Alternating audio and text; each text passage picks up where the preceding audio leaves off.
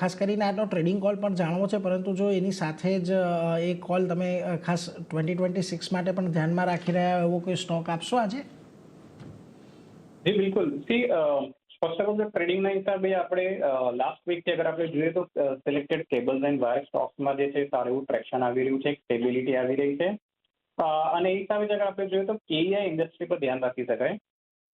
કેઈઆઈ ઇન્ડસ્ટ્રીમાં એકચ્યુઅલી 4450 નું એનું જે હર્ડલ હતું એને સરપાસ કરીને અત્યારના મોરલેસ 4500 ઉપર કન્સોલિડેશન જોવા મળ્યું છે.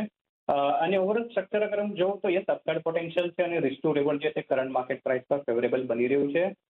સો કેઈઆઈ ઇન્ડસ્ટ્રીનું જેનનું ફ્યુચર બાય કરી શકાય 4550 ની આસપાસ. 4400 4400 જ ઇનફેક્ટ સ્ટોપ લોસ રાખવું જોઈએ.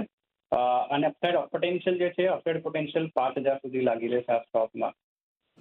અને અપાર્ટ ફ્રોમ દેટ અગર આપણે થોડું પોઝિશનલ આઉટલુક રાખવું હોય તો સીડીએસએલ પર ધ્યાન રાખી શકાય. સીડીએસએલ પર ઇનફેક્ટ આપણે આની પહેલા પણ ડિસ્કશન કર્યું છે.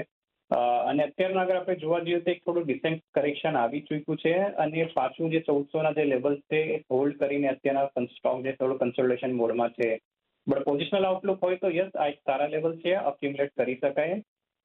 કારણ કે ઇવેન્ચ્યુઅલી મને એવું લાગી રહ્યું છે કે ઉપરમાં 1800 થી લઈને 2000ના જે લેવલ્સ છે ત્યાં સુધી સીડીએસએલ આવી શકે.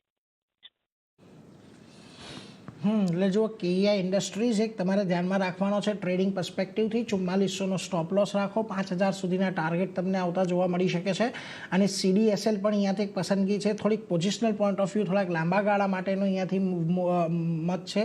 1400નો એક સ્ટોપ લોસ અહીંયા, 1800 અને 2000 સુધીના લક્ષ્યાંક તમને સીડીએસએલની અંદર આવતા જોવા મળી શકે છે.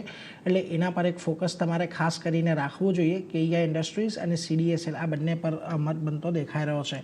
વેલ આગળ વધીએ.